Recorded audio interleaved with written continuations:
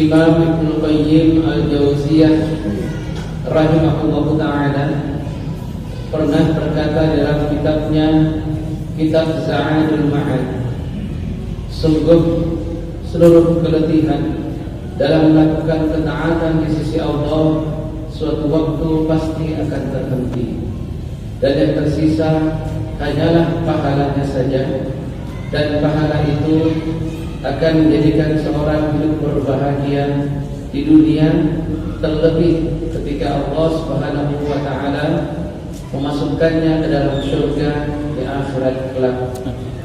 Dan sungguh seluruh keletihan bila melakukan keburukan, kemaksiatan, kemungkaran atau yang sejenisnya, suatu waktu pula pasti akan terhenti, dan yang tersisa hanyalah dosanya saja, dan dosa itu akan menyeret pelakunya dalam derita di dunia, terlebih ketika Allah Subhanahu wa taala menceburkannya ke dalam neraka di akhirat kelak. Perkataan Imam Ibnu Qayyim Al-Jauziyah rahimahullahu ta'ala ini, jamaah yang kami muliakan, ada beberapa faedah yang kita bisa ambil dalamnya, kata para alim.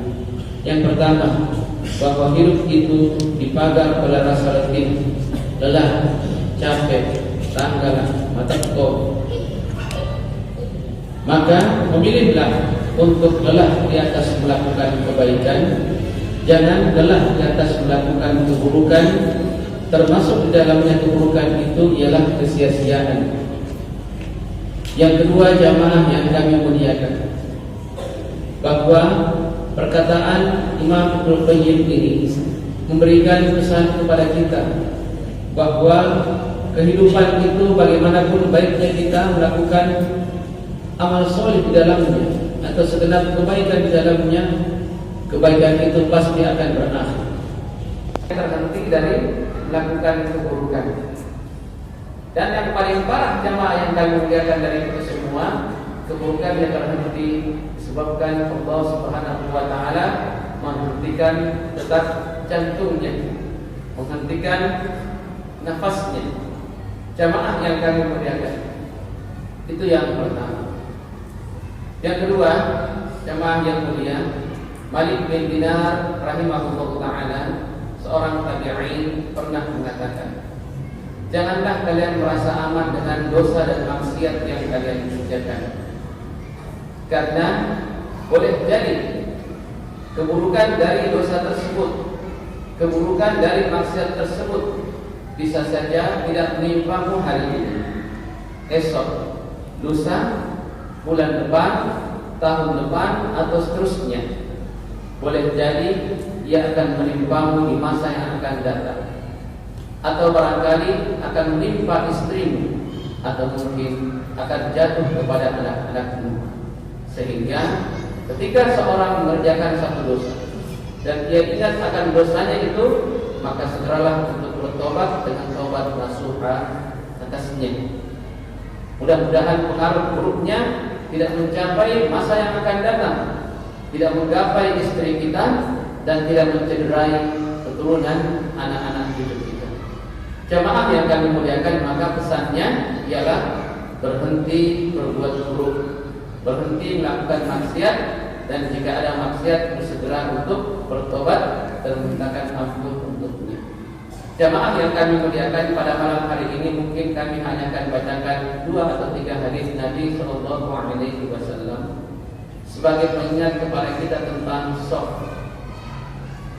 Jamaah yang kami muliakan, hadis yang pertama, hadis ini diriwayatkan oleh Anas bin Malik radhiyallahu anhu, dan disampaikan maksudnya oleh Anas bin Malik dan diriwayatkan oleh Imam Muslim di dalam kitab sahihnya. Rasulullah SAW bersabda, "Sawwu sufufakum, fa inna taswiyatas sufufi min tamamis shalah." Luruskanlah saf-saf kamu, karena lurusnya saf itu adalah kesempurnaan dalam sholat. Jamaah yang kami muliakan, pesan Nabi ini sangat sederhana. Namun jika disaksikan atau dilihat di kita dapuri, maka kata para ulama yang pertama, sholat itu wajib. Kemudian kata-kata sufufakum itu merupakan kalimat amar atau fi'il amar, fi'il perintah. Suatu yang dikerjakan, suatu kalimat perintah kata para alim yang terdapat di dalam satu amal solih yang merupakan kewajiban, maka hukumnya pun ikut wajib karenanya. Berarti meluruskan shaf itu wajib. Kata-kata wajib dalam kaidah usul dikerjakan berpahala, ditinggalkan berdosa. Jadi sebentar Pak, luruskan shaf Bapak. Bagaimana dalam syarat Imam Muslim tentang luruskan shaf itu? Imam Muslim mengatakan subuh sufufakum bin tarasul imamul ka'bain. Luruskan shaf-shaf kalian dengan luruskan tumit-tumit kalian. Tumit-tumit yang menjadi acuan ketika meluruskan shaf. Jika sekiranya Bapak, Ibu dan saudara sekalian menyepakati bahwa garis shaf di masjid ini ialah ujung dari setiap karpet merah ini, maka kakinya Bapak harus ditaruh di garis ujungnya, tumit-tumitnya Bapak maksudkan, sehingga lurus, rapi lurusnya dipandang dari belakang. Karena boleh jadi Bapak telah 10 tahun sholat, 20, 30 tahun, 50 tahun mungkin sholat, 40 tahun sholat, tapi ternyata sholatnya itu tidak dipandang sebagai sholat yang sempurna di hadapan Allah karena tidak berusaha dengan sungguh-sungguh meluruskannya. Tidak berusaha. Begitu tahu boleh dibicarakan sholat.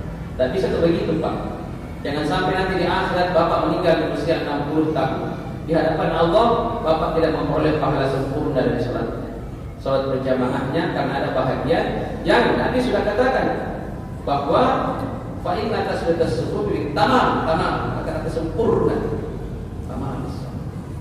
Jamaah yang kami muliakan, apa yang kami sampaikan ini remeh Pak, sederhana, tapi banyak orang yang betul-betul meremehkannya. Kalau kita lihat, makanya sebentar orang yang mendapat hidayah itu gampang, yaitu yang meluruskan betul-betul kakinya, dia akan lihat tumit orang di samping kiri kanannya untuk disamaratakan dengan tumitnya. Di dalam hadis yang lain masih dalam hadis lebih tegas, karena sahihain, dua yang sahih yang meriwayatkannya Bukhari Muslim. Jamaah yang kami muliakan, tanda bagusnya sholat seorang ketika lurus, ketika dia sholat sangat lurus. Kalau Bapak angkatan misalnya tentara atau polisi, kalau Bapak baris berbaris itu lurus sekali, takut sekali di hadapan komandannya. Kalau kita anak-anak yang misalnya di STPDN dulu sekolah atau di sekolah-sekolah semi militer atau kemiliteran, itu takut sekali tidak lurus barisannya. Nah ini berhadapan dengan Tuhan yang memandang, nanti santai sekali.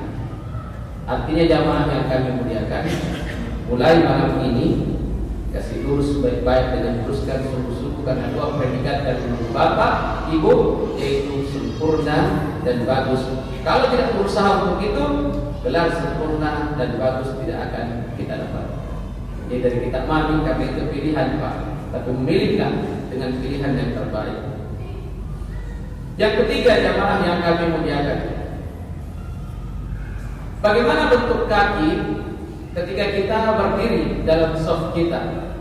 Apakah bentuk kaki itu begini modelnya Pak? Umumnya kakinya orang kan begini, ataukah begini? Sederhana ini yang saya bilang.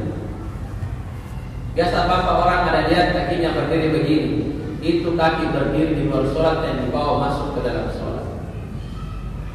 Tapi yang begini, itu kaki yang Nabi ajarkan di dalam hadisnya. Dari Abu Humaid As-Sa'idi radhiyallahu anhu, beliau berkata, "Inni ahbatakum di sholatin Nabi sallallahu alaihi wasallam." Aku adalah orang yang paling menghafal bagaimana cara sholat Nabi sallallahu alaihi wasallam di antara kalian. Dulu di masa Nabi SAW dan sesudahnya pada masa sahabat, ada memang orang yang betul-betul mencontohi dan menjadi peniru ulung dari Nabi SAW. Bahkan sampai gerakan jari-jari tangannya Nabi itu dalam sholatnya, itu sahabat mencontohinya Pak. Saya kalau Nabi begini caranya sholat, maka sahabat juga begini caranya sholat, jari-jari.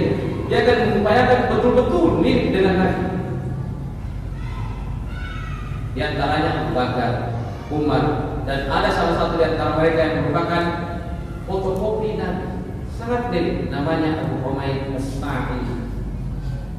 Sampai dia katakan, saya adalah orang yang paling mengetahui bagaimana sholatnya Nabi. Hadis ini diriwayatkan oleh Imam Bukhari pada nomor hadis 828 dalam kitabnya.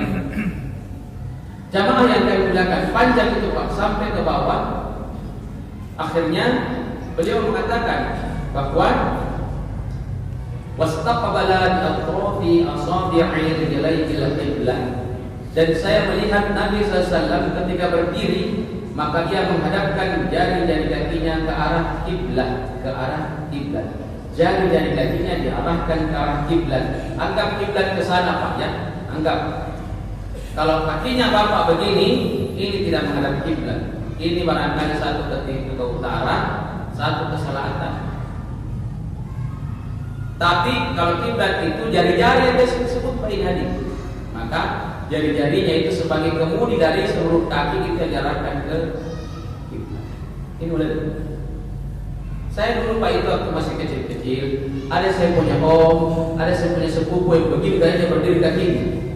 Ada toh keluarga yang begini model paling santai. Saya pilih yang begini Pak, karena itu yang paling santai. Namanya pikiran anak-anak masih jahiliyah. Masuk SMA kelas 2, saya mulai ikut kajian, ikut di organisasi. Ya. Akhirnya ketemu dengan para ustaz-ustaz yang sahih, yang bagus caranya mengajar. Dan dia beritahukan hadis ini bahwa begini kakinya Nabi kalau berdiri dan para sahabat dan orang-orang yang mengikuti mereka. Maka saya pun merubahnya dengan cara seperti ini berdiri.